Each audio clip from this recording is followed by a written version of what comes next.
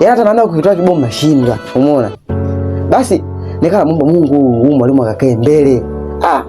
Ticha akachukua kiti akaja kukaa nyuma. Yaani nilipokuwa nimekaa nyuma wanake mimi jina langu ni Elo. Kwa hiyo ni huku nyuma kidogo, akaja kukaa kwa ile nyuma karibia na mimi. Nikasema kipengele hichi mzee. Mara kidogo nikamwona ticha kanyanyua kiti kaenda kukaa mbele. Nikamwona mzee mwanangu sana Edu Santu kalitoa tena daftari andika. Nikasema sasa ndio muda mzee. Nikakichomoa mara kwa sijaweka nilikuwa nikibatu hapo kwenye bukta juu mzee, nikakichomoa nikaanza kukopi. Alafu kama Mungu mwanangu. Vitu vyote nilivyoviandika vimetoka. Kopi. Sasa nikawa na furaha. Kila nilichokiandika nyumbani, ningewe mtihani kipo. Andika sasa nikanogewa mzee. Kila kiangalia kipo. Andika. Sasa mzee andika mzee hivi. Nikiangalia la mwanangu Santu yuko busy anaandika.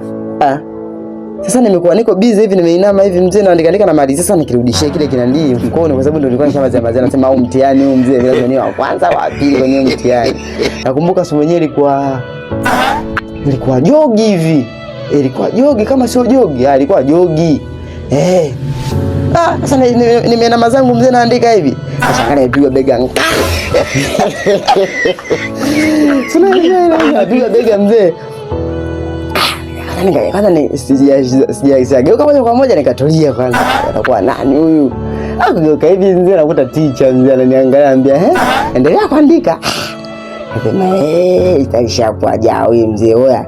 Nilikula kofi la kisogo mzee nikashikwa hivi. Tuondoke, twenda mbele huko mzee. Sasa kufupisha story. Hapo kwenye comment section andika part 2 na kuja nayo haina shida. Kufupisha muda. Ila nyinyi maisha ya shule nyinyi. Mzee kuigilizia kipaji. Mzee hata kukopi, kuingia na kibomu kipaji. Ila mwanangu Edu Santu alikuwa noma kudona deki.